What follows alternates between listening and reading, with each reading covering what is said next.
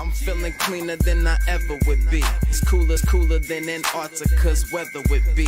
Damn, I think my swagger is a weapon to me. And dudes don't count you off the record to me. So don't be stepping to me, trying to shake my hand. I'm already the man, ain't trying to make your band. I feel the fact that I'm real, just make them mad. I be smoking helium to inflate my swerve. I'm fact that I'm real, just make them mad. I be smoking helium to inflate my swerve. I'm fly, yes, I'm high, yes. Every lady wanna get to this guy, yes. Go out tonight, I just might, yes. Style cleaner than yours, so don't buy, yes. I'm so debonair, so debonair. I'm so debonair, so debonair. I'm so debonair, so debonair. I'm so debonair, so debonair. You're not really seeing me, dog. Real talk. You feeling whacker than you ever would be. In mind, you think you. Hey everybody, what's going on? Welcome back to my channel. Guys, I want to get into some Housewives of Potomac stuff and also this documentary from America's Next Top Model. It's one of my really favorite shows that I used to watch, and so I definitely want to get into this. I know we've been talking about some heavy things over here, but I want to lighten up a little bit on my channel today. So I want to get into these two topics.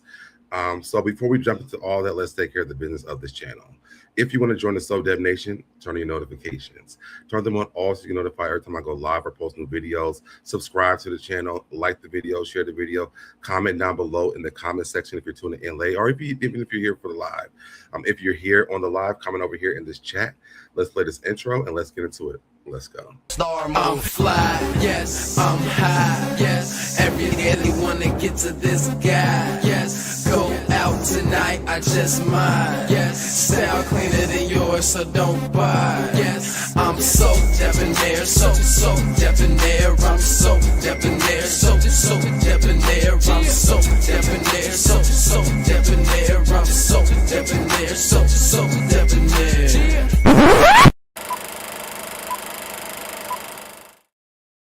All right, y'all, and I am back. All right, so you guys know the algorithm is doing their thing, so I'm making sure I do stuff before people get to come into the chat. So I saw something that was really funny to me earlier today. Actually, it was something else I want to post to, but I don't know where it's at, so I'll try to do that for another live. But I did see something earlier today, and I thought it was really funny. As some of you guys know, I was a teacher before, and so I like to play things that kind of pertain to like kids and doing their things or whatever, right? So I saw this and I wanted to play this for you guys. What the hell are you doing? That's what you get for putting me in timeout, bitch. I ain't cleaning this shit. Go ahead and face to the left for me.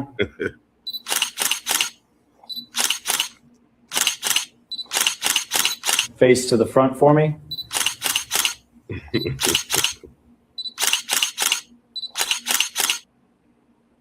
Can I see? What the hell are you doing? I could not imagine having a kid who was drawing all over my walls like this. But kids be doing that, I'd be like, we just tired of your shit, you know what I'm saying? And so they do things to make you react. So I thought that was funny. Make sure you guys comment down in the chat if you're watching late. Let's jump into the actual topics. All right, so let's get into Real Housewives of Potomac. A lot of us, we are very familiar with Katie Ross. What's going on, JJ? What's going on with you? We're familiar with Katie Ross from Housewives of Potomac. And Katie, one thing about Katie is she's going to speak out regardless if she's on the show or not, right? And so she's here for Wendy, and I'm loving this a little bit, but I'm also like, hold on real quick, because I don't know if I want you to be the representative of me. So Katie posted this on social media, and shout out to No Chaser TV. I know it says follow on here, y'all. This is on like my other account for my kids because it won't let me log into my regular account, but I do follow this account. So make sure you guys follow No Chaser _TV. I just don't follow it on this account because I don't want my kids looking at reality show TV shit. So, all right. So Katie is on here and she posted, she said, Wendy is such a bright light in this world, and I hope she spends 0 days in prison. We have to stop this culture of locking Black women up. I'm not friends with her, but I feel it in my soul. She doesn't deserve that, and I'm going to pray. This girl Kimberly says, "I'm sorry, but Wendy and Eddie are totally going to prison." Yikes. Katie is a person where she's going to speak out about some shit, whether you want her to or not. And I'm with Katie a little bit on this. I do hope that what's going on with Wendy is not true. I hope that she doesn't spend any time in jail. Also, I feel like it's going to be so sad to see two women from Housewives of Potomac be in jail.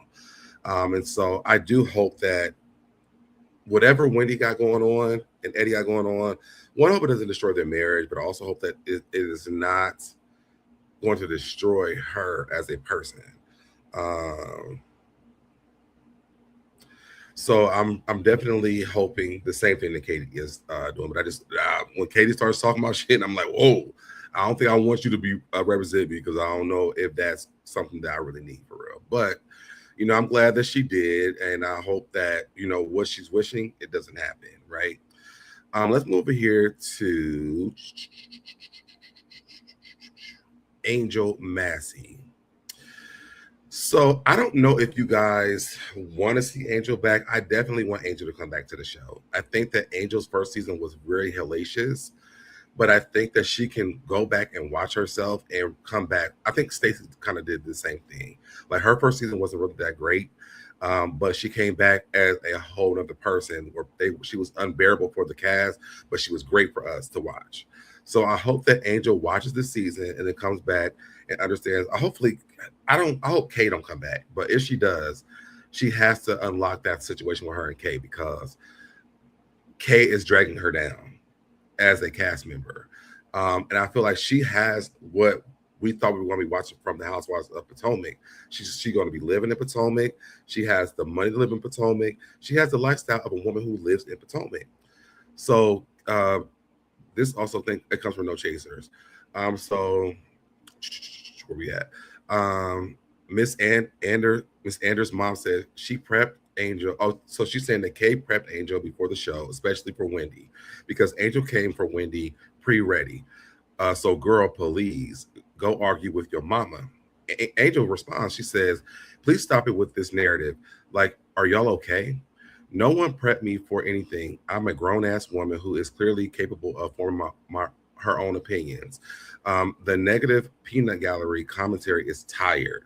At this point, you heard it from me, the source. Don't at me. So Angel not having it, right? And I feel like good for you, Angel. Like, but we need this energy on the show, not in the comment section, right? Again, I do think that Angel's a great addition to the show, and we didn't get to see a lot of that this season. But I think people who are Housewives fans of this show, we can see the potential of Angel. I think that Angel can come onto this show and really put a stamp on here as bitch. I'm a wag and I'm that girl and I have the things that you guys wish that you did have and y'all don't have it. And so I want Angel to come in next season with guns a-blazing. Like, I'm that girl. Okay. Giselle live over there in that Lego house. And Ashley lives over in Virginia. She's not even in Maryland, let alone Potomac. And again, I have to show this Giselle's house. It's like, baby, you live over here in an oil in an auto shop. So if we're gonna be talking shit, let's talk the shit. Like, we only seen the West Wing. Are we gonna ever see the rest of the wings of that damn house? Who even knows? Angel needs a good gay to help her with her reads and her navigation, because ain't nobody helping her for real. Because Kay don't even really have good reads to me either. But Angel has the capacity to do it. She just needs a little bit of help. And I hope that she finds her good gay friend that's going to help her do it. Because, that made me think about something else. Because I think that it's going to be dope once Angel taps into her personality on the show. And I think that it's okay to not be... it's okay to be a personality on the show versus who you are, but still give us you. You know what I'm saying?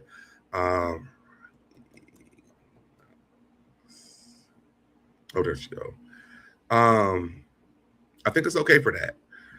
I also seen this, and I forgot I even wanted to pull this up. Is it this? It's this. Okay, hold on, y'all. Because a lot of us have talked about Monique's dress and her look that she had for the reunion. And so shout out to Riley Knox. I met her years ago with I call him my big brother. But I met her years ago. Riley Knox she used to be a Beyonce impersonator. I don't know if she still does that anymore, but I know that her and Richie Sky are friends. And my brother, I met Richie Sky and my brother at the same time. But Riley Knox is really, really dope. If you guys have never heard of her, she did Monique's dress for the reunion with the yellow on when she put up the binder. And so she did not Angel, she did Monique's dress for this reunion as well. And so I seen this yesterday when I was on YouTube. So Riley did an actual like play-by-play of putting Monique's dress together. I'm going to put this on mute so we can kind of see it because I want to play the audio. But you guys go and follow Riley Knox as well. They didn't put the part. So this is Monique getting ready for the reunion.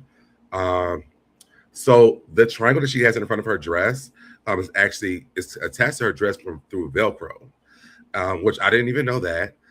They kind of go through how the dress is, because y'all see that little split on the side. I didn't realize that metallic that was on her leg was also the same metallic on that triangle on the front of her. Now that I know the designer of the dress, I understand it. And I think this is something that Riley would have wore for anything. Riley does a lot of great costume designs and just a design all the way around.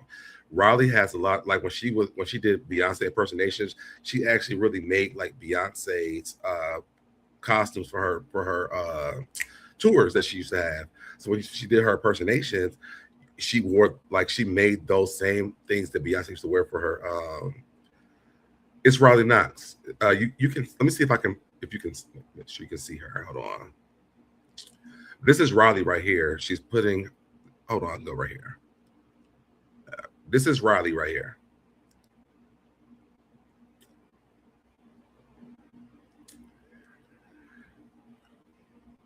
And she has a YouTube channel, but this is Riley. New York. Well, this time is no different. I'm in New York with Jeffrey. Hi, Jeff. And this guy does her magic. It's the Super Bowl of the season of Housewives. Reminds me of Rihanna. So I'm not going to play her video, but you guys can definitely, and actually let me drop her link in my chat. But Riley's really, really dope. If you ever got to go to one of Riley's shows, you would be like floored of how well her shows are. She looks like she could be related to Beyonce. Yes, that's why she does Beyonce impersonations. She's a transgender woman. I think that's right. I think she's transgender. Don't quote me on that, but I think she's transgender. But she does shows as a Beyonce impersonator, and her shows are freaking fantastic. Like if you ever get a chance to go to a Riley show, it's so dope. I can't think of the one we went to. It wasn't Lemonade. I think it was the Beyonce thing, the Beyonce album when she was doing the impersonations of Beyonce there. But Riley is really dope. She's a really humble and sweet person. She's extremely dope. Like I love Riley. So shout out to Riley. And I think once I realized who actually designed Monique's dress, I understood the direction. Riley is out of the box. So she's going to do something like that. So they talk about that. Monique even talks about her hair and how she put the triangular thing on top of her actual hair on this live that Riley did. So it's really dope though. But shout out to Riley Knox for putting together Monique's her outfit for the reunion. And now that I know, I think it's really dope. If it was just like some random person or she went to the store and bought that, maybe. But now that I know who actually did it, you know, I understand the direction. So shout out to Riley Knox once again. All right. All right. So we did Angel. We got some more with Angel too. So let's go to this. So the essence of Angel Massey. Angel Massey says Giselle Bryant grew up in a generation where bullying was okay and more. So this says Angel Massey spoke with Essence regarding her first season on Bravo TV's The Real Housewives of Potomac. And the article is quite the read. Angel reveals that producers have attempted to cast her on more than one occasion, stating the very first time Bravo approached us, we didn't have kids yet, we weren't married yet. It just didn't seem to be a fit for our life at the time. Angel continued, we knew that we were coming back east to open a second part of our business, but also to look for a place in Maryland or Virginia where we're both from. So when Bravo found that information out, they approached us again, and I thought that perhaps it was Kismet. I think that's how you said that word. Angel added that the producers wanted to change the culture of Potomac, one of which was mirrored in Controversy, while tackling a range of situations from her story during this season. One that stood out was her taking on bullying and her thought on Giselle Bryant. She says Giselle is from Gen X, and for a large majority of them growing up, it was okay to bully someone, and maybe even a part of the culture. My sister is Gen X, and she and I have discussed that millennials are different. We spend a lot of time dismantling the idea that being a bully is cool. And so now we are the adults in the room, and we're like, are you kidding me? Lastly, in regards to returning for a second season, Angel says, my family and I would just need to powwow because this is a family decision. Angel concludes, I know that the show can be very fun. I've seen women having fun, and so all I want to do is have something that adds to my life that's fun. And I don't mind pressure. That's what work is, but I just have to see the jury's out. I'm with Angel on that because I feel like Angel, again, I feel like Angel is a great addition to the show. And everybody's first season is not the greatest, right? Yes, Raleigh is very beautiful, y'all, like for real. I can see that, people's first season is not always the best, right? But I think that once Angel go back and watch this season, she can go back and like, okay, I can see how this looks like this way. Even on the reunion, she kind of alluded to that on the reunion on Sunday. That's when it comes out Sunday. She kind of alluded to that on the reunion. So I want her to have another season because I feel like she can go back from last season and for the new season tackle this in a very different way, right? So I'm here. I'm Team Angel, and I want her to come back. All right. Now we get to her best friend, Kiarna. Kiarna wants to wrap up the narrative that she controls Angel. And I don't think she did a good job with this on the reunion, but let's get into what Kiarna is talking about. Oh my God, y'all. You know what? I really try not to comment on the things that people have to say about the reunions, about this and that. But y'all have to stop it when it comes to people in their relationships. You do not know what kind of friendships I have with my friends. You do not know our thoughts. You do not know the conversations that we have. Like, stop it. You guys are so used to this, like, fake personas and yes people. I don't get down with my friends like that, and I never will. So not this whole thing that, I want to control my friends and all of that. Y'all, please, everyone on this show is some grown-ass women. There's no need for me to do any of that. Like, just stop that narrative. I think that she could have given her this opportunity to be who she is on her own on the reunion, but she didn't. She kind of interjected in Wendy and Angel's conversation. I think that Wendy and Angel were having a really great conversation about the reason why she was so angry with her. But Kiarna had to come in because of the whole chin check thing. And I'm like, you couldn't have waited till they got done talking to just say that? Like, to me, Kiarna's not the best person to really kind of give off anything when it comes to being a real friend, right? But, that's her friend. You can't tell people who to be friends with. And if that's how their friendship works, hey, maybe it works that way. I wonder when Angel was inviting Kiarna to different events when she was working for BET and stuff like that, was Kiarna that way with her? Because I'm pretty sure she wasn't giving Angel that same energy when Angel was employing her. So I don't know. But you guys can drop down in the comments. Let me know what you guys think about the Potomac stuff. Let's get into America's Next Top Model. All right. So the biggest thing from this was Mr. J and Tyra Banks. I don't know if you guys have watched the docuseries, but it was kind of weird to watch it, right? So let's get into this first, and then we'll just travel down the road. All right. So Tyra Banks refuses to discuss her falling out with Jay Manuel, Mr. J, in America's Next Top Model documentary. So this is from People Magazine. Says, need to know. Tyra Banks refuses to comment on her falling out with former co-star Jay Manuel in Netflix reality check Insider's America's Next Top Model. She says, nah, I prefer, yeah, I should call Jay, she said when asked about their falling out.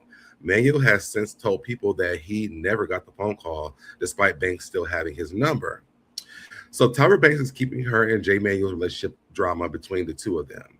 In Netflix reality check Inside America's Next Top Model, Manuel is 53, opened up about how his relationship with Tyra Banks, 52, after he made the decision to part ways with the reality competition show. But when the former supermodel was asked if she wanted to provide her own account of their falling out, Banks replied with a simple nah.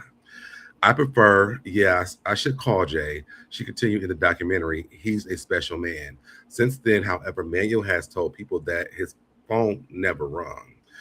He says, I never got the phone call. He said, nearly a year after the documentary was filmed, I don't think I'm getting a phone call. She's got my number.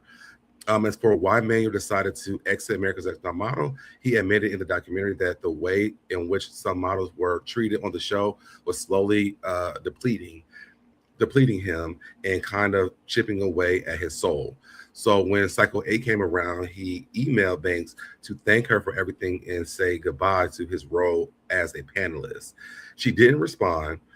He recalled it was probably the longest 3 days ever, and she ultimately wrote back just 3 words, I am disappointed. After the email exchange, all communication just stopped. It should have been the opportunity to have a heart-to-heart, but that didn't happen. Despite his desire to move on the next chapter of his life, Manuel came back for Cycle 9 out of fear that he would be blacklisted from the industry. There was a warning that strikes the fear of God in you, he said. People talk about being blacklisted. Those words were not used, but I suspected that's what it would turn into. And I didn't know how to talk to. Because honestly, I didn't know who to talk to because honestly, the person I would always talk to was Tyra. From then on, Manuel told People that Banks would act as if their relationship had never changed while cameras were on. But as soon as they turned off, she chose not to speak with him at all. And if you guys watch the documentary, they actually show her doing this. What's going on, Harold? How do you do, Mr. Deb? What's going on? If you watch the documentary, they show her actually doing this. And so they kind of locked him into the show after he tried to leave. What's going on, King Brooks? It's so funny when my friends come on to social media because it's like, you know. But nevertheless, it was just weird to watch her treat him like that. And also the reasons why she was trying to leave the show. And she knew. As a friend, I probably would have let him leave, you know, but I guess that's Tyra Banks. So let's get into what the TikTokers are saying about Tyra Banks and this whole thing. One thing I will say was when I watched this, Tyra Banks had no accountability for anything that she even did on the show. She talked about it, but she didn't take any accountability of anything. We're going to go down the list of the people that were on the show. The thing they didn't interview was any of the guys that was on the show that when she added the guys to the show, but we'll get into that later on. So let's get into this. Misunderstanding Tyra Banks about Cycle 25. And frankly, I just cannot get over her in this reality check America's Next Top Model docuseries. Let's talk about it. If you haven't seen it, it's a documentary about ANTM, the controversies, and the people behind it. But essentially, every time a controversial moment gets brought up, Tyra's response is, ooh, yeah, production. I don't know about that. Literally listen to her. The story with Shandy? We're going to get into Shandy at the end of this, by the way, y'all. So please stay tuned for that because I really want to get into the Shandy conversation. I do remember her story. It's a little difficult for me to talk about production because that's not my territory. Yeah, And if that hypocrisy is not enough, the part that really sucked the air out of the room for me was the story from both Jays. Jay talked about trying to leave the show when he just felt like there was too many lines being crossed, and then being quietly threatened with career consequences if he did not keep coming back. Also, Tyra refusing to talk about that whole situation was so telling. Miss J, on the other hand, has a horrible This story with Miss J was so sad. Like, it's so sad. And like, even after this has already been filmed, she still has to reach out to Miss J. Harold says, I think the two male winners, Keith and Niall, still speak highly of Tyra. They didn't pull anyone who speaks highly of Tyra on this documentary. I think there's another one coming out on Lifetime too. But this one on Netflix, I think she produced this. So I'm not sure, but that's what, from my understanding, that she produced this one on Netflix. There's another one on Lifetime. I think that other members from the show are going to speak out on. So let's get back into this. Stroke, cannot walk, cannot speak. Thankfully, speech came back. And of course, Jay and Nigel go to visit because, you know, decent human beings. Meanwhile, Tyra still has not visited. And then Tyra makes this comment about just wait for cycle 25. And people have erupted with the announcement of a new show. But here's the thing that I want to make very clear. This show has not been greenlit anywhere that I have seen. If anything, Tyra is using this doc as proof of concept that people will keep watching her. Girl might lack completely in self-awareness, but if she did this to drum up interest in another season, honestly, it might have worked. Everyone is misunderstanding Tyra Banks about cycle 20. I don't know if after we saw all this, we're going to watch America's Next Top Model season 25 or cycle 25. Somebody said next month on E. Yes, E. That's what it is on E. My bad. I thought it was Lifetime, but yes, E. That's what it is. I don't know if this documentary helped her relaunch America's Next Top Model. They even talked about on the Docuseries that they fired her ass the last, because I remember it was like BB Rexa or something like that. And I was like, I'm definitely not watching that shit because I don't even know who that is. And I think they canceled it maybe shortly after that, like the entire thing. There was also a report, and I don't even think I have it on here, with Iman, where they were saying that Iman was like trafficking the girls, y'all. Like this is messy.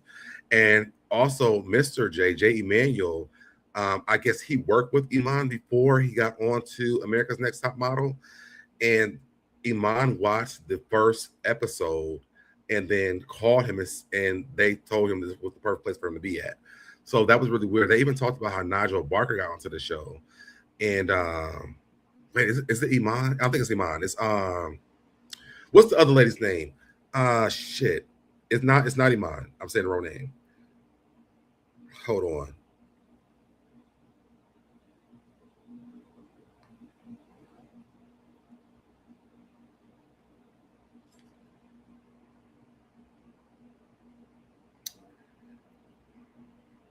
Naomi Campbell. That's her name. That's her. Yes.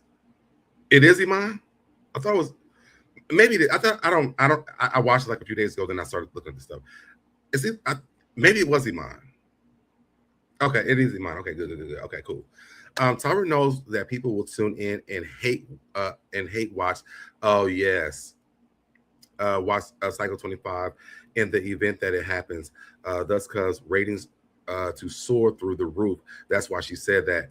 Before this even came out, she was talking about Cycle 25. So I'm assuming that she must have got the rights back to the show or something, because if not, they removed her from the show.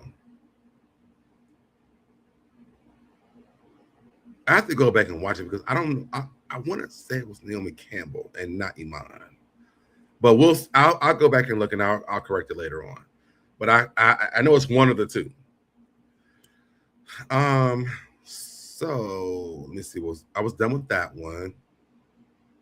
Okay, then this guy, and I gotta go through the TikTok stuff. What's going on, DB?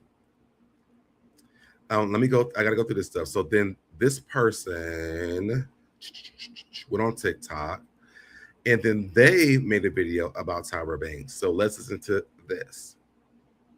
Oh wait. Also, that Revlon contract in cycle 1, it was limited, short term, and a lot less lucrative than a lot of the viewers had assumed. Also, Wilhelmina, the management company that she would be signed under after winning, did not, develop her career long term. She's been pretty explicit over the years that winning ANTM did not explicitly launch her into a high fashion career, and she struggled financially over the years. And a lot of the girls that was on the docuseries were saying the same entire thing. But she's doing great. She literally lives a quiet life. I think she sells Avon now. She's doing amazing. I did not even know they still sold Avon. But had I started to see some contestants like Adrian, who had a lot more real criticism, real life issues, implications with the contract, and not only her experience, then my interest would be a lot more piqued about this Netflix documentary. Also, I would want to hear from someone like Tiffany from Cycle 4. Remember that infamous scene? We're going to get into Tiffany a little bit later on too, y'all, so stay tuned. Make sure you guys are liking the video, by the way. For you, we were all rooting for you. Right. I'd also want to hear from Lisa D'Amato. This is who I want to hear from. I wish that she was on this, and hopefully she's going to be on the the documentary, because I want to hear from her as well. I know that she was very controversial on the show. She was like the Aubrey O'Day of America's Next Top Model. I want to hear from her. Who part of Cycle 5 and also the All-Star Cycle. And you know what? I know Lisa has had her own share of controversies in regards to her sharing her story, but one thing about it, Lisa could model. She ate. As a matter of fact, Lisa recently took to her Instagram to make some posts. And see, this is what I'm saying now. Why like the people that were most famous on the show have a lot to say about this. Let me read these comments. Watch the E Network pick up Cycle 25. The gays will watch. The people are going through performative outrage now, but they will fall in line. People like drama. I mean, y'all watching freaking Zeus Network. This can't compare. Let's be real. All right. Play the Sherry Shepherd video on it. She got emotional. Send that to me. Inbox that to me. I'll play that. Lisa will be on the E. Okay, good. I want to see that. We all knew how Tyra was back then, LOL, and not to go on the show if you wanted to, if your mental health intact. Hollywood, unfortunately, will probably never change. I believe you on that. Has Yaya? No, I haven't seen Yaya make any comments yet, but maybe she's gonna be on the E documentary. I don't know, but no, she hasn't made any comments so far. Post about the new documentary that's just got announced. You can see here, I don't trust anything she touches. And also, she has a bathing suit on, but Instagram and TikTok be playing. Absolutely. Also from her Instagram, she posted, "Am I in the new Netflix ANTM show? No." And then she says, "From my understanding, she has a heavy hand in the creative. Y'all know what that means." And quite frankly, I have to agree with her. I just kind of feel like if we were going to get a real raw and honest take about the experiences of the girls and also behind the scenes, regardless of any type of backlash that Tyra has really already received over the years, I'm kind of like side-eyeing the documentary on just how honest it's going to be. I want to hear more about the racial swapping photo shoots. Whose creative idea? Because let me tell you something. As a kid, I didn't understand what was really happening here, but when they were talking about this on the docuseries, I was like, they really did do this shit. This was very cringy, like very cringy. One of the girls, like, she was happy to play a black person, and I'm like, are we okay? Like, are we okay? Does it really? How did the girls really feel about this type of shoot? And also, listen, I know now in 2026, like, this is very insensitive, this is in poor taste, and is also rooted in racism. But at the time, back in the early 2000s, it was a crazy time. Y'all are not about to sit here and act like we did not watch this episode and live for the photo shoot. We just did. And so don't y'all come under these comments acting like we didn't. We did, but I mean, now we know it's problematic, but we did live for this. But now we understand it's very problematic, though. We did. We just kind of like accepted it, and we're just kind of like, oh my gosh, what a creative idea. Like, they did gender bending shoots as well too. Like, again, the 2000s, a crazy time to be alive. And also, who I'd want to hear more from, I know that Danny from Cycle 6 is going to be in this documentary, but I want to hear more of the stories of the dark-skinned black contestants that were on the show. She's angry with Tyra. We're going to get into her later on as well. show because there was a lot of things in regards to the photo shoots and challenges that Tyra, I know. I will never forget her telling that girl that when she was doing the the commercial, she kept saying clunk, clunk. She was like, you got to say clunk, not clunk. I will never forget that part. I was like, why is she so pressed on this of her saying clunk instead of clunk? But it was crazy. All right, so King Brooks sent me this.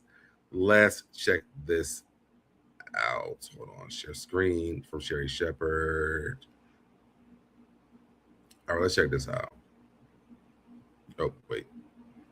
Watching Netflix's documentary about Tyra Banks and America's Next Top Model. I understand why people are mad. I do understand. But I also say you have to understand the time that this all happened was in 2003. Reality TV was a wild, wild west back then. It really was, y'all. Like, you have to think about the fact we were watching the real world and the road rules and the real world road rules versus challenges.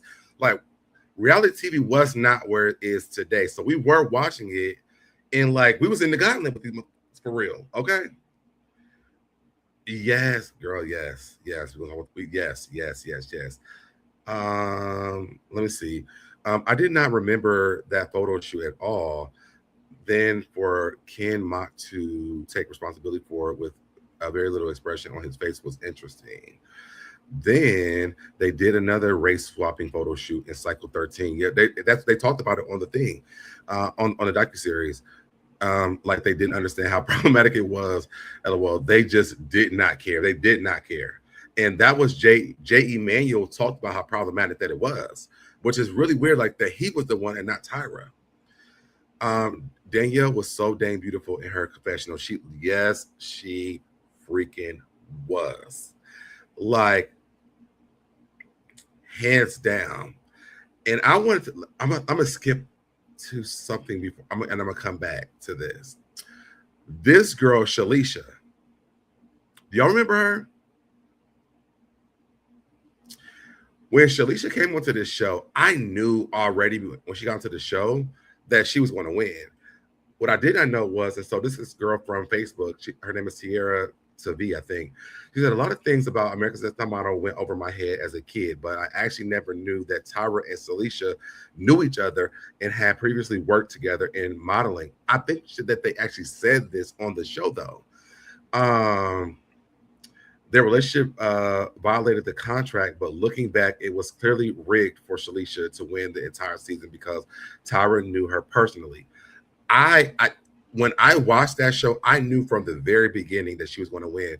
She reminded me of Lisa Left Eye Lopez a lot. Like she was just like, she walked in like I already won. Like I don't know what y'all bitches is even here, but because we have to have a show, do your thing.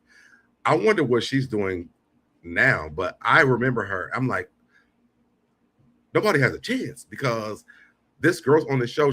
Somebody knows her or something because the way that Tyra built her up and the way she walked around, she was like, I mean, y'all bitches can like act the fool.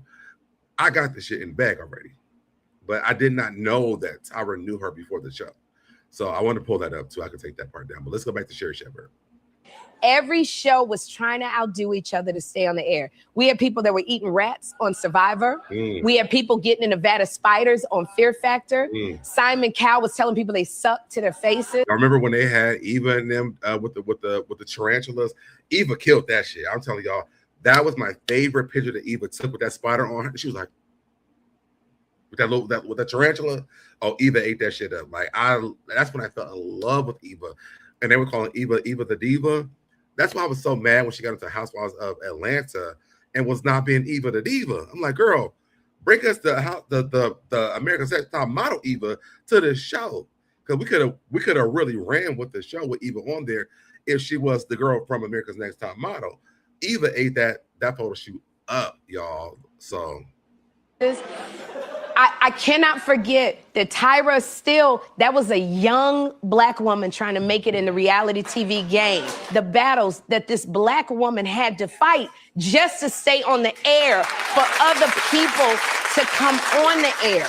And they did talk about that in the docuseries where Tyra went to all the networks, and then the last place she went to was UPN. which is wild within itself. Tyra had to go to the Black Network to put her show on, and then it became one of the biggest shows. And I'm sure those other networks ate that because she shopped that show around so much. But then just to hear like the backstories, and I also want to know while we're talking about this, you guys who watched the show when we were like kids or whatever, when you're watching it then versus now, did you find the show problematic? I would like to know. I'm going to give my opinion when we get towards the end of this. In the documentary, they said no network wanted to pick up the show except UPN. Yes. Everybody said no. As a woman who has pitched a bunch of shows and tried to get her own talk show, I understand that. Let me tell you something. I bet you if Heidi Klum had shopped the show around and every model looked like Gigi Hadid, it'd have been picked up immediately. I don't. The thing with Sherri Shepherd, I'm going back and forth because I gotta pause because it's like a real show, so they not Netflix, but YouTube might flag me for it, so I gotta keep pausing it, y'all. I never really watched Sherri Shepherd's show like that because I just thought that it wasn't really authentic for me. I thought that she was like trying to take over Wendy Williams' spot, and I felt like she was friends with everybody, so like we couldn't get like the tea. You know what I'm saying? And so I never really got into. I liked some of the interviews that she had did, but I never got to the actual show. Let me read some of this. Yes, Felicia won Cycle 9. She's on Days of. Oh, is she for? I gotta go watch that because I didn't even know that. Yes, God, Eva was not crying and Eva was snort crying and everything. Everything having to sit that tarantula on her face like that. I would have been doing the same thing too. Baby, don't let it be a bird. Oh my God, I would die. I'm so over the comment that was how it was then. Just because everyone's doing it doesn't make it right. Okay, I can see that. I'm with you on this. But I also, let me say this. I do think like back then that is how it was done back then, right? And so I don't think that we watched the show thinking it was problematic. Why does he go on and off like this? Hold on.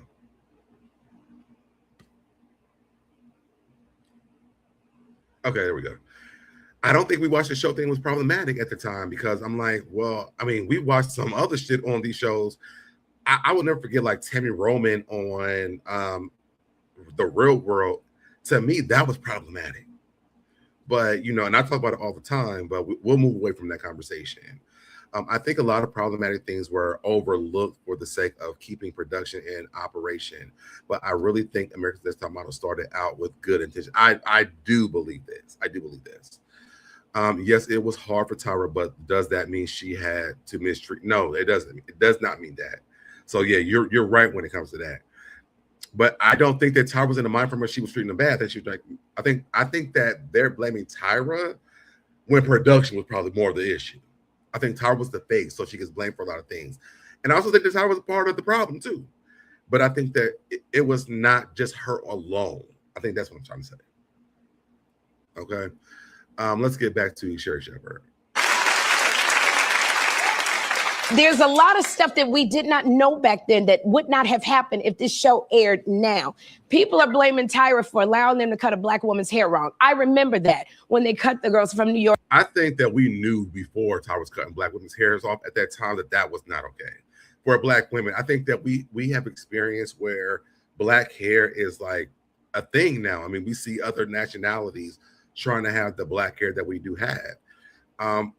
I think maybe as a kid, I thought I was like, well, damn, she gonna cut the person's hair off, perm the hair, like even that the one girl, I can think of what her name is, and I can't understand what the anger was. It was like did they give her bald spots or did she already have them? It was like she had like pieces of hair or something like that. It was something weird with her hair or something, but I'm like, I don't know if I would consider that as black hair. She had like a shortcut. She was a lesbian lady, and she was upset, but I feel like her hair was kind of fucked all the way around, whether Tyra touched it or not. I feel like it was like a bad thing all the way around, but maybe I'm wrong with that. I don't know. And she was bald and they cut it. She had bald patches. We didn't have the sensitivities behind the scenes back then that we do now. Nowadays, if you have a black talent, they make sure to get black stylists. Mm-hmm. That's what we had to fight for to get. And I'm going to tell you, I say this because I remember a time. See, now you see a lot of black women in shows. They used to call me the black girl who did all the white TV shows. That's the title I used. I could believe that. But that's a good point, though, that now they have a lot of black hairstyles for the black people. I don't think that they did have that before. So that's probably true. What Sherry is saying, that's probably very true. Because you didn't see many black women running around on sitcoms. And I booked a lot of those jobs. But there was a time I did a show and the white stylist, they thought my hair was too oily. It wasn't a wig. We didn't wear wigs back then. So it was my hair. And he thought it was too oily. He didn't know what to do. He poured a whole tub of baby powder on my hair to absorb the oil and then took the curling iron to curl it. Now, here I was. That's wild to me. And I'll say this, like, my grandmother did hair, so I know a lot about hair. One thing you guys probably don't know about me, maybe I have to go like a backtrack thing of me. I have had every freaking hairstyle in this world. Growing up, when I was in high school, my hair used to be like down to my back, like back here, down here. My ex-girlfriend used to braid my hair all the time. My grandmother one time, because my grandmother did hair, my ex-girlfriend went and braid my hair, and we had to go to church. My grandmother, she permed my hair, right? My hair is like, I don't know if you guys remember Andre 3000 and Hey Ya. My hair was very longer than that, but she permed my hair, and then she curled my hair. I had like layers. I was looking like I was looking like an old school pimp. Like, for real. But it was so funny because like my hair was looking better than a lot of people that I knew, men and women, because my hair was so healthy because I knew how to take care of my hair. That's why I was able to have the hairstyle that I've had. I've had braids, I've had locks, I've had like I said, I had my hair was permed, I had braids, I have every hairstyle possible. The only thing I've never had was a bald head. So this is very interesting to hear. I agree with you, Deb. And low-key, I think that is the exact mind frame that Tyra is in currently. Hence why she's showing very little remorse. She doesn't think a lot of the behavior was wrong. Yeah. And that's what I think. I think she doesn't understand that those things were problematic because back then it was okay, or at least they thought it was okay. So we're in a new time, though. Yes, it was hard for Tyra, but does that mean she had to mistreat other black women? I think I read this one already. All right, let's keep going to Sherry Shepherd. A young black girl. I wanted the job. So I didn't have the power to go, stop. I do now. I got the power to fire people if they mess up my hair. I didn't back then. So I had to take it as my hair was frying. They didn't know what to do because my hair started frying. So they grabbed one of the stylists from the show Living Single because they were close to me. Her name was Julie. And she came over and she fixed my hair. And she said, my God, what did they do? I was in tears. That happened back in the day. That would never happen now. So back in the day, what people don't understand is the battles that this woman probably had to fight just to keep it inclusive. She came to them saying, I want a diverse cast. I want black women. I want Latin women. And she did. I think that's the conversation. I think that is actually missing from this entire thing. And I think that Tyra talks about this at the very beginning of the docuseries, is the fact that she wanted to change what the modeling world looks like. Tyra had a plus size model. She had the alopecia. She had Winnie. I can't think of what it's called. With the different skin colors. She had a lot. Although Tyra did a lot of bad things, she did a lot of good things as well. That's what I'm trying to say. Is it alopecia? I think alopecia was your hair. There was a girl with alopecia. What is it when your skin is like different colors? Well, who Whitney has. I can't think of what it's called. Let me see. Whitney Harlow.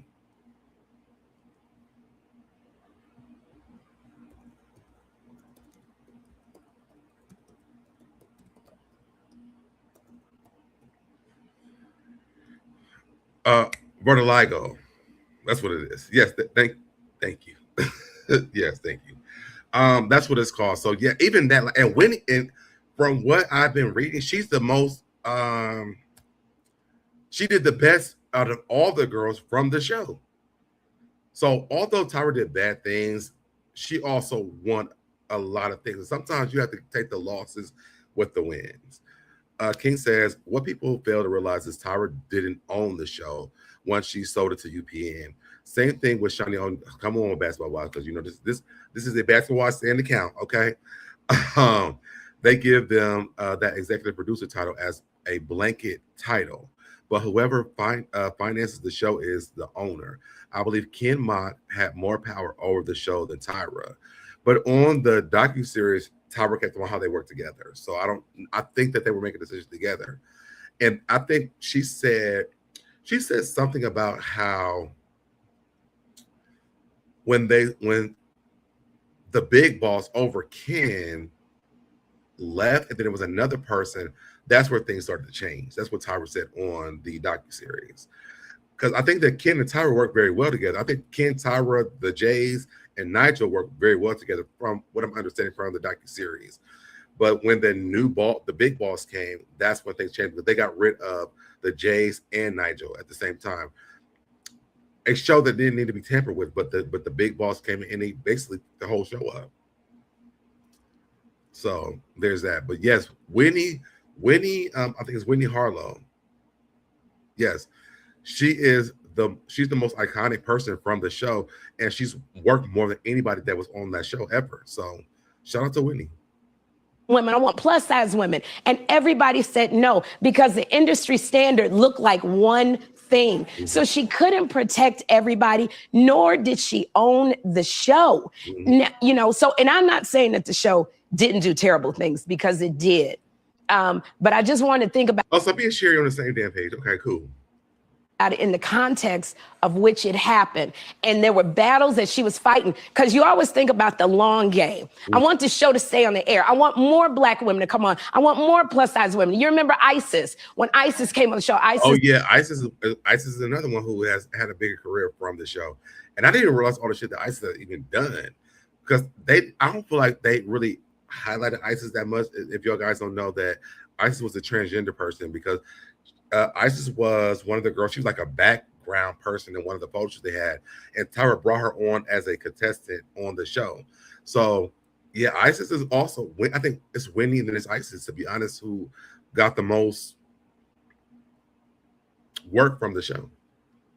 Was trans, I believe. She would not have made it on season 1. They would not have let her be on that show. But what we know now, we love the trans community. We accept our skin now. But back then, when I tell you the battles, people don't understand. When we are in power, the battles we got to fight that you will never know about. Okay, I'm with Sherry. And the reason why is because you can actually see Sherry being an actual human being right here. She's actually getting very emotional about the fact that she knows the battles that Tyra went through. And I don't think that a lot of people understand this part. Like, this new generation of people, like, everything's offensive. I ain't gonna lie to you. Even in the gay community, like, it's like, baby, I don't even know. When they add those extra letters, I'm like, I'm just a G, okay? I don't know. All the other letters, I don't want to be into the business of these things, because it's so complicated. Like when we're getting into like the pronouns and things like this, baby, I'm asking questions all the time, because I'm like, I'm an older man now. I'm 42. I'll be 43 this year.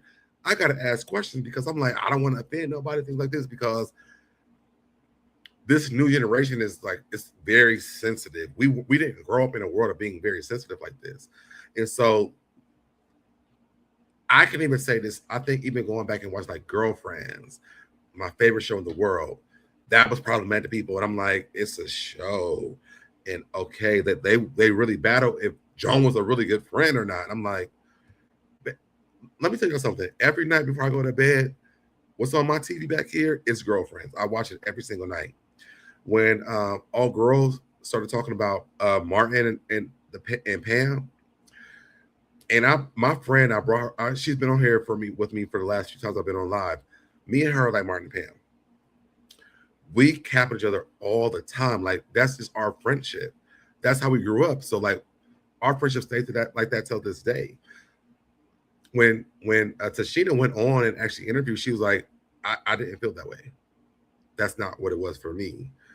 I think that should have been a like, let's track back and like, okay, we weren't that way. I think that she's a comedian. I wish she would do a stand-up comedy, to be honest. She is so funny. And I love to watch her. Like Everybody Hates Chris, her on The Neighborhood, Survivor's Remorse, like all the shows she's been on. Tashina is a beast, and she's so funny.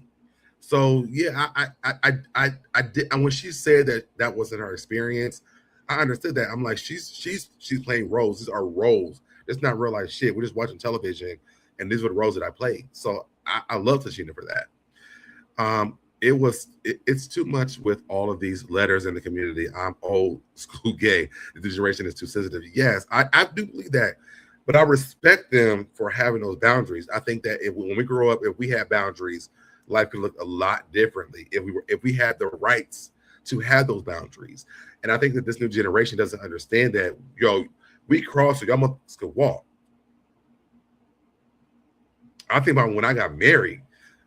Gay marriage just got legalized. I got married around that time. Baby, when I was a kid, you would never. It wasn't even legalized. So for me, when I watch these things and I'm watching this new generation take down all of our shows,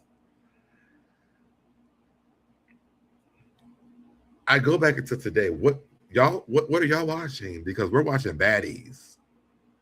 We're watching Love and Hip Hop. All this shit is way more problematic than what we watched growing up. So, like, what the fuck are y'all watching?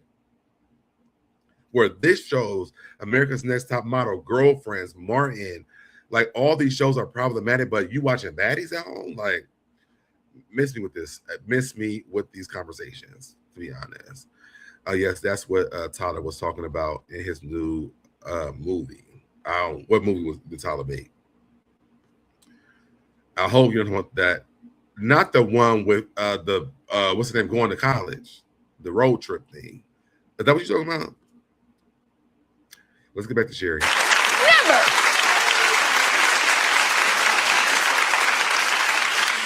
To keep a show on the air, there are things that we have to do that people will tell us. If you want to stay on the air, this is what you got to do. And we got to weigh the options. Mm-hmm. And sometimes we make bad decisions and we look up and we go, in hindsight, maybe I should not have done it. But I just want to open the door and give a platform to people who look like me. I really do believe that that's true. That movie was so horrible to me, by the way, but I understand. I'm going to share with this conversation because I do understand this. Some of you guys don't know, like I worked in media. We couldn't get a lot of things. I remember so I worked for this magazine called Flypaper, and my job was to get interviews from celebrities that came into Columbus, Ohio. The answer was always no. Even like my dad had friends, and it was like not even big artists, to be honest. Like the bigger artists was not even the struggle for me. It was like the smaller artists. There was a guy named, let me see if I can find this real quick for you guys. Something Roberson.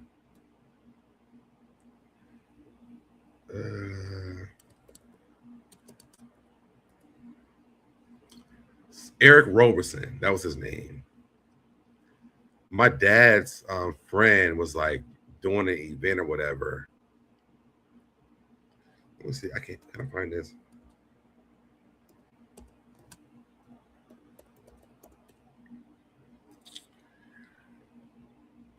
He was doing an event and the guy would not let me interview him. I'm like, I don't even know who the man is, to be honest, but you know, they want me to do this interview with him. And so my gift was like, don't tell me to go get no damn interview because I'm going to get that shit immediately. Here it goes right here. Hold on.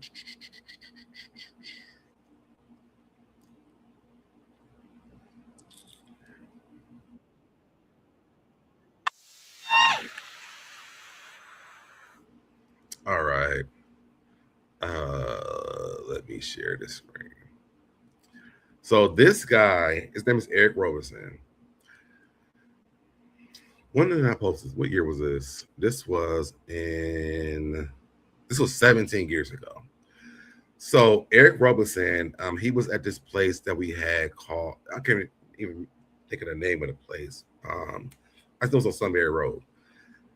It was so hard for me to get this interview from this guy because he don't want to do interviews.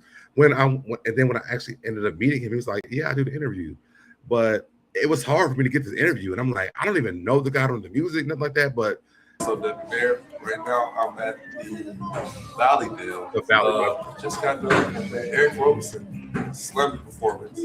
What inspires you to perform like that, man? Man, trying to get some fly paper. That's what's trying to inspire. But I just want to show you guys, it like they didn't respect like media from us all the time, and so if you travel down the road of things that I've done, like I did Carrie Hilson, T-Pain, Gorilla Zoe, who else? Russell Simmons. I went to the Obama campaigns. I did a lot of shit, and I made a way for myself because people would not give me the lane to do it, but it was my job, so I had to do it. And I look back at those things, I'm like, if I would have stayed in that lane, y'all, I could have been something way bigger than what I am now. But I think I got married. I got in a relationship and I got married and I let all that shit go. But I could have been something really big because no was never an answer for me. Even Common. Common was at this place called The Icon one time. And they were like, no interviews, no interviews, no interviews. And I'm like, who the fuck talking to? So there was this girl, she was a white girl, her name was Jayana Fabro. And I said, let me go talk. You inch your way back to the VIP section. They're gonna let her in because she's a beautiful white woman. They're gonna let her back there. So she got back there. I'm talking to everybody, like getting through the damn everything. So finally I get to the manager and I'm like, hey, we have a radio station. I work for a magazine. We're trying to get, some clips or whatever. And so they actually let me do the damn interview. But I'm like, I never took no for an answer when I was in media. Like, I was a freaking beast. I wish y'all could have seen me in that time of my life. Y'all been like, this dude, you can't tell him no. Because you couldn't tell me no. I was never that type of person. I had a job to do and I was gonna get it done. And no one in that company, because we were connected to Radio One. So we were like, before like social media was a thing, our magazine was Radio One. It was 107.5 in Columbus, Ohio. We were Radio One's social media. And so my job was to go and get interviews, set up things. I think I interviewed Young Berg, who is like the hitman now. There's a lot of people that I dealt with. My favorite one was Carrie Hilson, because I didn't realize that her family, her mother and father met at Ohio State University. But it was really, really a fun job for me because I'm like, you can't tell me no. I'm going to go even harder because you told me no. Is this the Young Berg one? Hold on. Oh, yeah, here go Young Berg right here. Hold on. This Young Berg right here. This is the hitman now, but... Boy, young and shouting out fly paper. And I edited Waggerific. Cut him out, man. Go ahead. This guy right here, this is my co-host. He was like my on-air personality person. So I would make sure that he did, because he was really good at interviewing people. I just want to be behind the camera. But I have my story is so huge, y'all. Like, yeah, people don't really be knowing all the shit I've done. But yeah, this stuff, I've done so many things. And I'm just appreciative of the fact that I fought to do these things in life. But let's get back to Sherri Shepherd.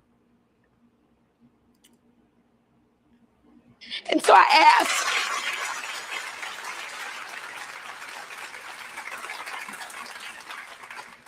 I don't agree with some things that Tyra did. There were things that maybe could have been stopped, but I do ask that people look at it in the context. We are woke now. We are more. We know so much more now than we did back then, and I just hate. We have the opportunity to actually not have to fight as hard anymore. We have the opportunity to, like, YouTube alone is a space where, like, you could never do this shit. Like I can hit up people right now. Like when I was doing radio in Atlanta, I was calling people from Love and Hip Hop, like connecting myself and like making and getting interviews from people that I would never think I could do this with. Let's talk about me and Busy doing like Candy in the Gang and me and Candy Burris. Like she's huge, but like who would ever think that we could do these things? So yeah, back then this was not. You had to fight. You had to fight very hard. But YouTube and this time, it's not the same. So thank God that like we have these battles and we've been able to push things. I think Funky Dineva also and T.S. Madison for me are people who help me push the bar so we can do things, you know. That she's getting so much flack. She does need to take accountability. You know, I know that. But I also know the battles, some people will never understand the battles that are fought. You see a person sitting there and think, oh, it's so fun. And you'll never know the battles that are being fought behind the scenes so that it can stay on the air and so you can give people an opportunity. Yes, and also I do want to say this, that Sherri Shepherd did say that they did cancel her show, but she's going to fight for it. So I hope that she does fight for her show. I think this kind of leveled out for me for her because, again, I never watched Sherri Shepherd's show, but I love the fact that this conversation she just had was a lot. I just think about the things that we fought for at a very lower level than they have to fight in Hollywood. But just to think about those things, it was a lot to deal with. It was a lot. It was a big battle to be a social media influencer, to be a magazine or a social media when social media wasn't a big thing, and to walk through doors that people couldn't walk through. So, shout out to Sherri Shepherd for that conversation. I would love to actually talk to her because that was I love that conversation. And thank you so much, King Brooks, for sending me this because I'd never seen that, but thank you for sending that to me. All right. So let's move over here to some more of the America's Next Top Model contestants. I think Adrienne was one of the first people who won the show. And I want you guys to hear what she says. And I kind of agree with her. I have mad respect for Tyra Banks. She is not sorry. She is not apologizing to you. That bitch is not effing sorry. She will not bend the knee. And I respect that. Well, you want her to lie and say how bad she feels? Everyone's coming to me and they're like, none of the judges were sorry. Why should they be? They're all loaded. Why should they give a flying, if they didn't give up at the time, they certainly ain't going to give it up now. But mad respect for Tyra, because that's hard to push back on that many people trying to struggle session you. And she's just like, you, and do what I want. And I got to respect that. So I tip my hat, my lady. Keep on being yourself, which is someone who doesn't give a flying shit. Now, she did go on to say later on that she was being sarcastic, right? Which I could tell she was being very sarcastic when she said this. But people took it as face value, of course. Her show will continue until December 2026, and she said she's going to fight to keep it after that too. So, and I feel like I want to say the same thing because they're saying that, so they canceled her, Kelly Clarkson. They're saying that they're getting ready to cancel Jennifer Hudson too. And I'm like, why would y'all cancel Sherri Shepherd before Jennifer Hudson? Jennifer Hudson doesn't even know how to interview anybody. Jennifer Hudson's like, so you was walking the street? They were like, you was walking down the street? Oh, yeah, walking down the street. Well, when did you walk down the street? I walked down the street yesterday. And what time was you walking down the street? Yesterday at 1 o'clock. 1 o'clock? Like, Jennifer Hudson is not a good interviewer at all. But I also think they need a person for that type of show who doesn't know these people or who people know that they're going to give them the smoke, like The Breakfast Club or like Wendy Williams. They know these people, but they're going to give them the smoke regardless. Like, there's no loyalty to them as artists or as actors or in the entertainment business. Sherri Shepherd was friends with a lot of these people, so the show wasn't resonate with me. LOL, I told you Tyra didn't care. She is like, bitch. And I'm done with your ass too. Yeah. But I think that Tyra, it was her. That was her time. She's done. She's not doing it. All right. But yeah. So Adrian said this. Then we get to Eva, the diva. All right. Let's hold on. Hold on. Jennifer Hudson's show needs to go. She is horrible, but the advertisers love her. I don't know why. I watched Dreamgirls last night too, by the way. Let's get to Eva the diva. Can I just ask you one more thing about Tyra, because she's getting a lot of heat for not being accountable? Seems to me she apologized many times within the show. Do you think that she owes people more than what she has said so far? When you look at her role in it? I believe that, I saw the show. Yes. She apologized a million times, but an apology to the person that you wronged is only as good as they could appreciate it.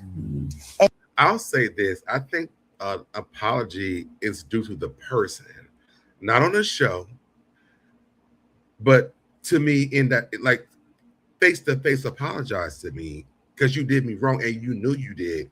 And we're going to get into a lot more of this during this live, but apologize to me. Don't go on a Netflix and have a docuseries about all the shit that was wrong and then you're playing it off like, well, I didn't do this. And no, I want to talk to them. Well, when are you going to make these phone calls, Tyra? So I think that's what I would have said if I was Eva, but also Eva was the person who thrived through this. And so for the young girls that were sexually assaulted, for the young... We're going to talk. I want y'all to tell me, I'm sorry, I didn't even know that Eva said, I didn't even watch this Eva thing yet. I want to know that you guys think that girl was SA'd. I want to know what you guys think about that. That's my last post that I do have for this. And I want to get into that conversation. But do you guys think that girl was SA'd? It did look like sexual assault. Absolutely. On the tape, yes. For the young girls that now have eating disorders or look at themselves and never feel beautiful, that little girl. Her name is Shandy, by the way. Girl in them that will always live in the woman that is them. There is no sorry, I think, that's big enough to truly feel and heal that kind of hurt. Yeah, well said. But can I just ask you one more thing about Tyra?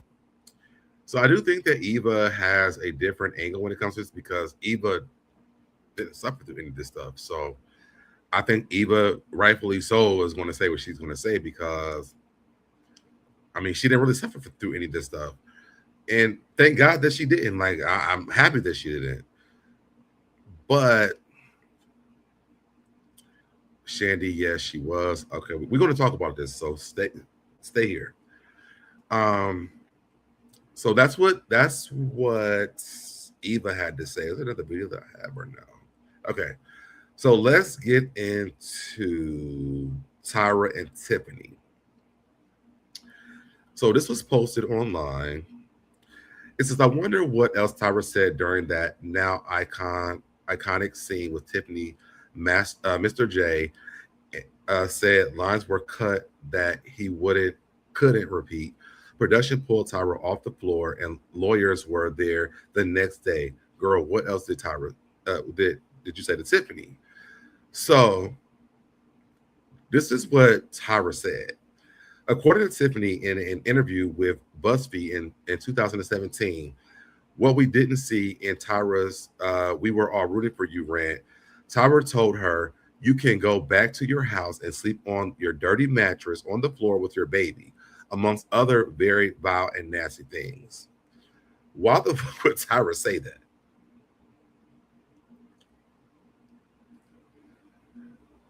And I think this is where the kind of problems start coming in for me.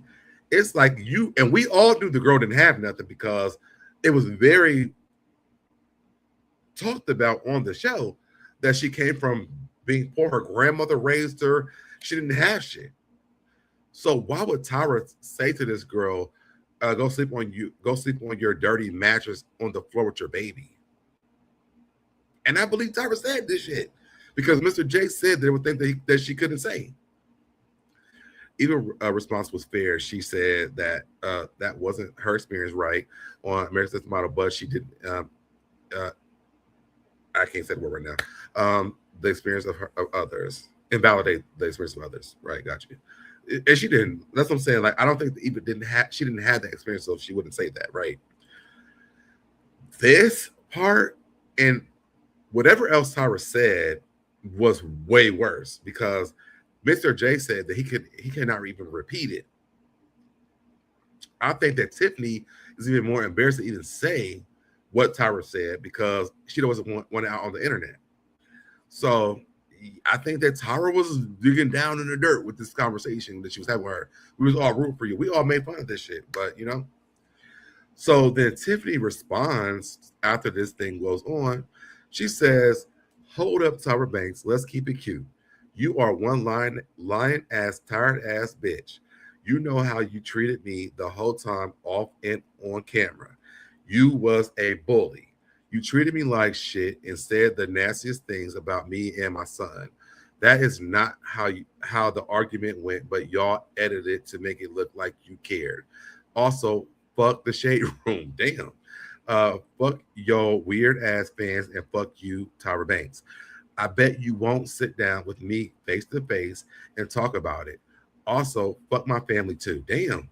Y'all don't ever defend me. I got more money and helping more people than all or many of the top models, but that's the update y'all give. Damn shame. It's giving y'all still hating on little black ass me. Tyra Banks home, just let it go. It's been over 20 years. Tiffany still got time. Okay? She still got time. Tiffany still got freaking time. That's a good question, Dad. Why in the world would Tyra say something like that? I don't know. Even if that was her situation, why would you say that to her? I feel like she knew that she could belittle her. And so she did on the show. All right. So then we get to the show. So on the show, Miss J goes on and talks about how they met, I think when Tyra was like 13.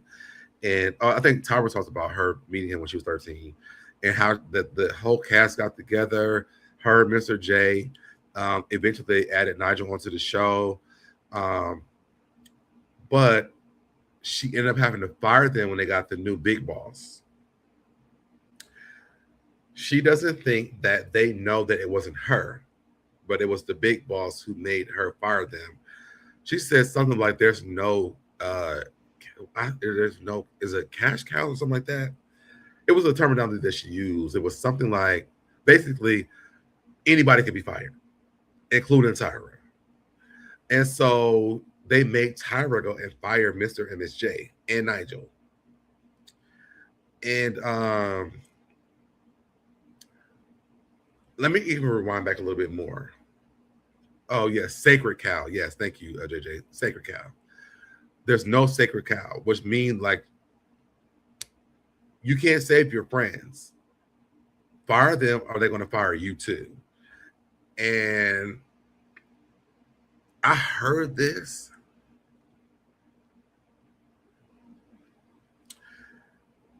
And I thought about Tyra could have took a stance in this space because they created that show. Those ratings were not for no reason. When that big boss came, because even I think she talked about like this. I can't think of the girl's nationality. Once she's like Puerto Rican or something, and they made her get rid of one girl and she brought in another girl. I think she's like a plus size girl. And Tyra brought her on the show. I think she might have won. I don't remember all the people who won the show. But when they said this to her, they made her fire the Jays and Nigel. Tyra could have really put a big boss move in this space. And I get that she's jeopardizing the entire thing, which eventually they let her go anyway.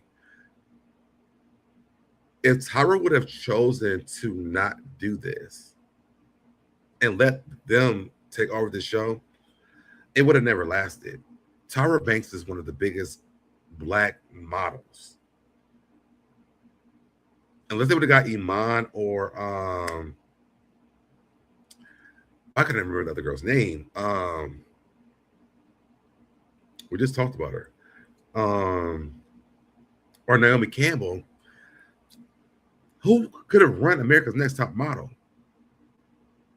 When they brought BB Rexa in, she's not even a freak. I thought she was like a music artist. So I think Tyra should have pulled her big girl panties up when they told her to do this and were like, we just all gonna leave. She already has the royalties from the show already anyways. That show is on Hulu now, so she's still making money from the show regardless of whether the fact she chose not to fire them or not. She still will get the residuals.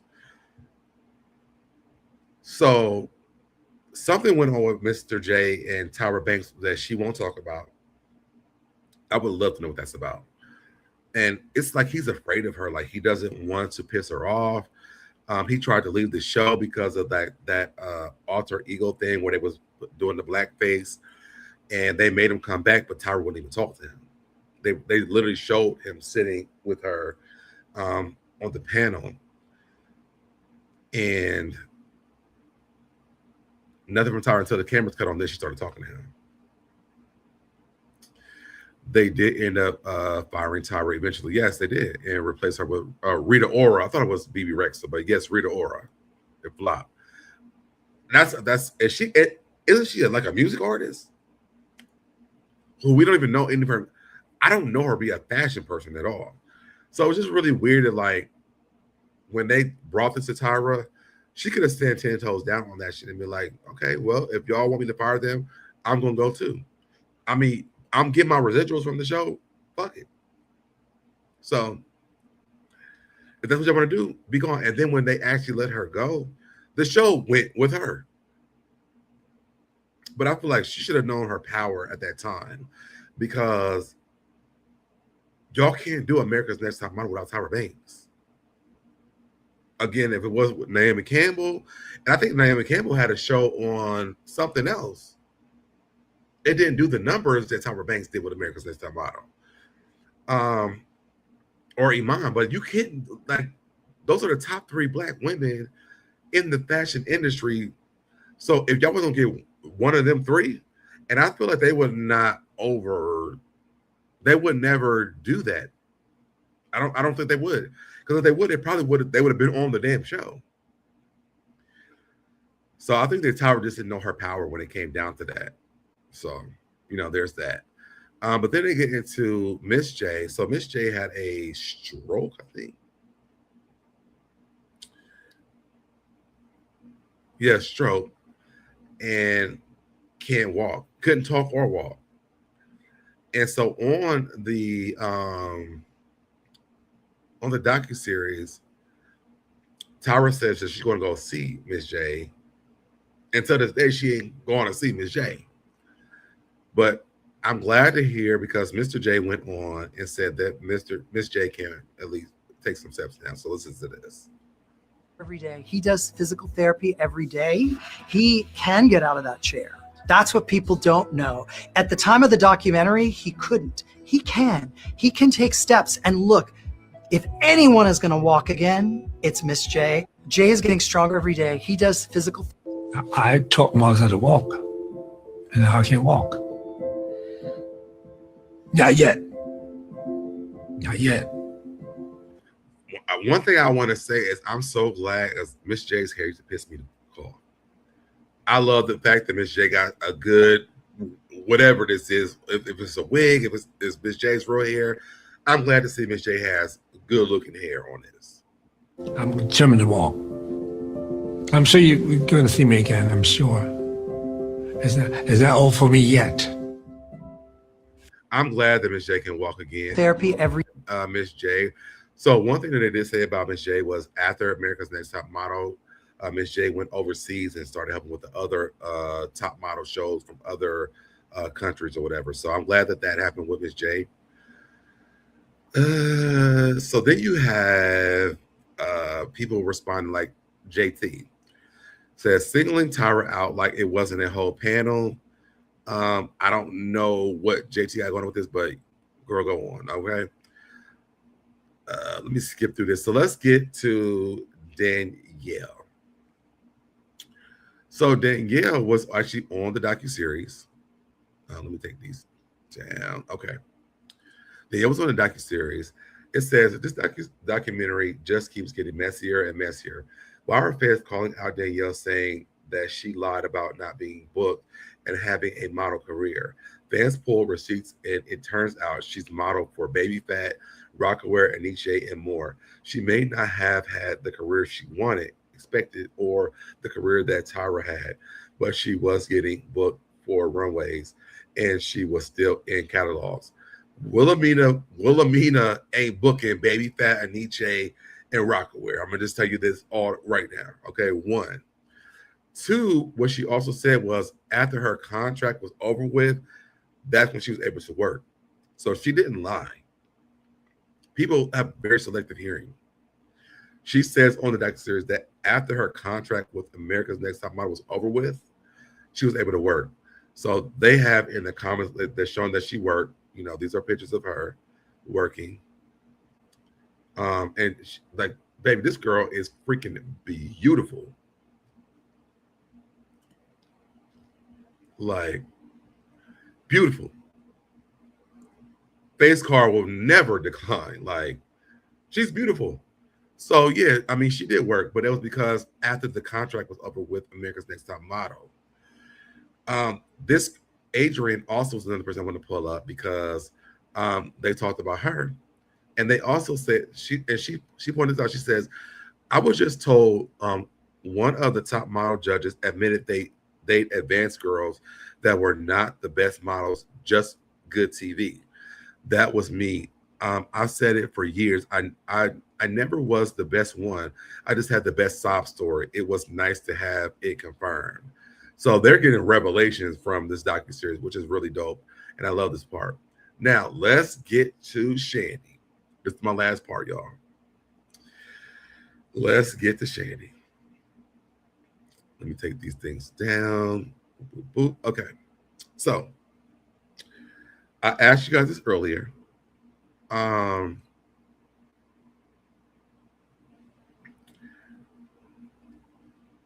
Was Shandy taken advantage of, or was she R-worded?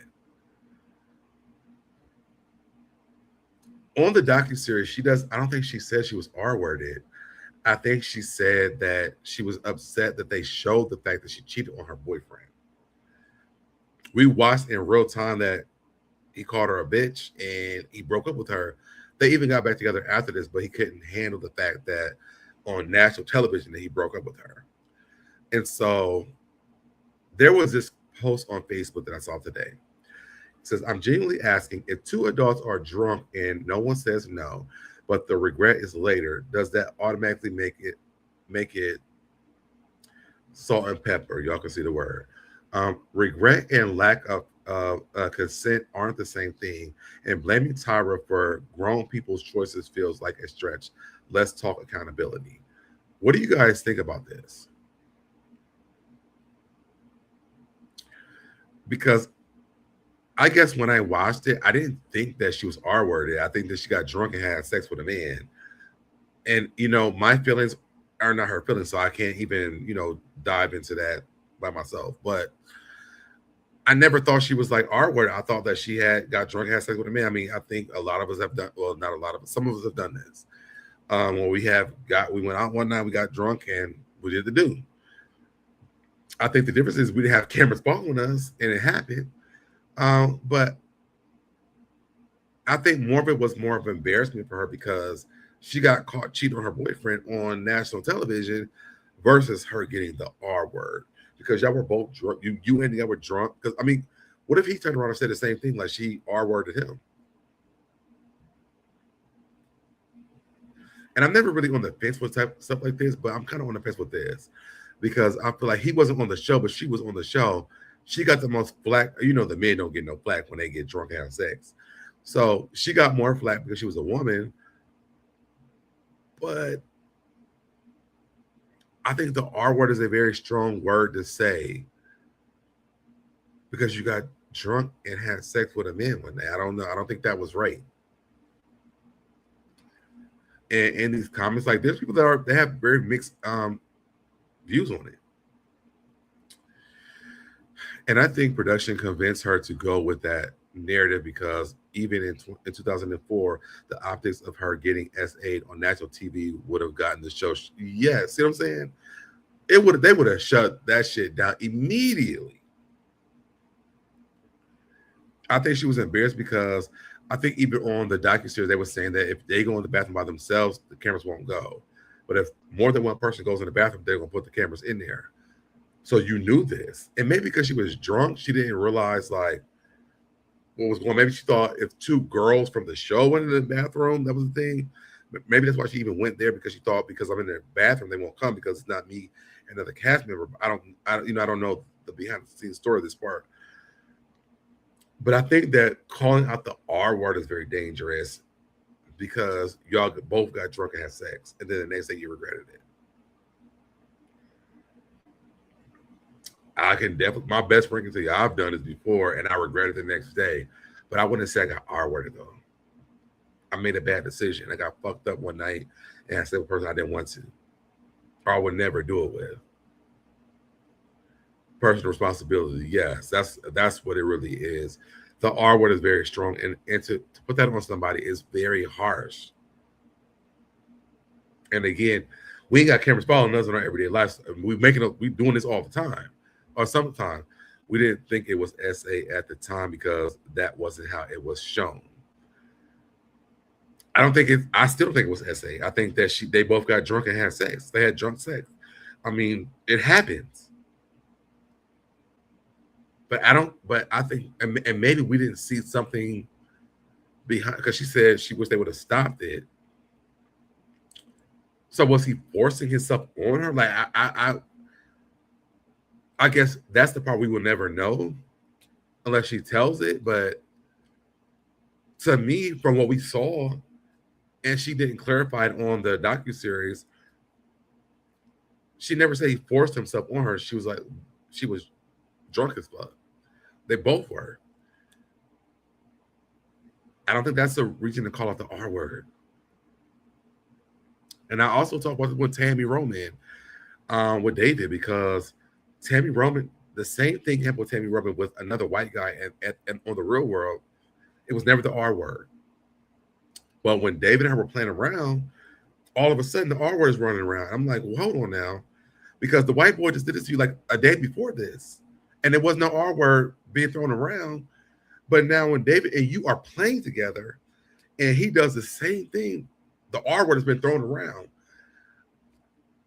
I'm confused. I don't understand. And then she even apologized to him. I don't know if you guys watched it on Paramount Plus. She apologized to him for doing this. Actually, the whole cast did. So it wasn't even that. It was like, I feel like people do this, not understanding the consequences of the person. David talked about how, and not to go over to Real World, but I just want to put this out there. David talked about how after Tammy did that to him, some of y'all are my age, y'all watched House Party 3. You know he was there. I think his name was Stinky on House Party 3. They cut him from the show because they seen The Real World and they didn't want to be connected to that. But then years later, you apologize for it. That man lost his entire career because of that. And then you want to apologize to me years later, and then you do the same shit to me because I don't believe your views on Black Lives Matter. That's my biggest issue with Tammy Roman, and I'm never gonna let this shit die because I feel like she's done that man wrong so bad. And if you knew this and you apologize to him for this, you can never take away what you destroyed that man's career. And she even said that on the reunion thing they did on Paramount Plus. I'm never going to let somebody take down a man's career. You did that. So that's it that I have for y'all. I do want to keep that question. And if you guys are tuning in late, like drop down in the comments and know what you guys think about like the R word being thrown around like so freely when it's on these reality shows. Like, baby, I mean, if you have sex on the thing, you know cameras are there. Like, you know what I'm saying? I couldn't see me being on a reality show and not having sex and people not gonna know about it because I probably would do it. but I can't call off the R word because of this. Yes, I'm gonna probably get drunk, and I'm probably gonna have some sex. If they recorded it, you signed that contract saying that if there's more than 2 people in that bathroom, we're recording it. And maybe you didn't understand all the details of that. But I feel like that's hard to put on the guy and that show. You made a decision to go home and get drunk with the men because those men weren't even a part of the show. They drove y'all to y'all's go-sees. Y'all decided to bring them back to the house, and you were in the hot tub kissing on the man. You took the man to your bed. You took the man to the shower. Like, it wasn't like a one-stop shop.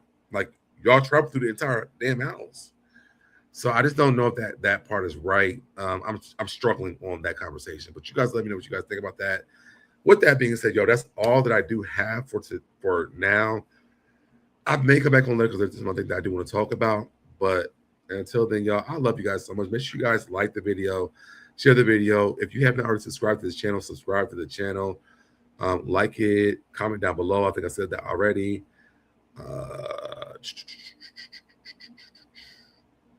And that's it, y'all. So I love you guys so much. And I'll catch y'all in the next video. Bye, y'all. Did it, I did it, I did it, I did it, I did it, I did it, I did it, I did it, I did it, I did it, I did it, I did it, did it, you did it, I did it, you did it, did it, I did it, I did it, I did it, did it, I did it, I did it, I did it, I did it.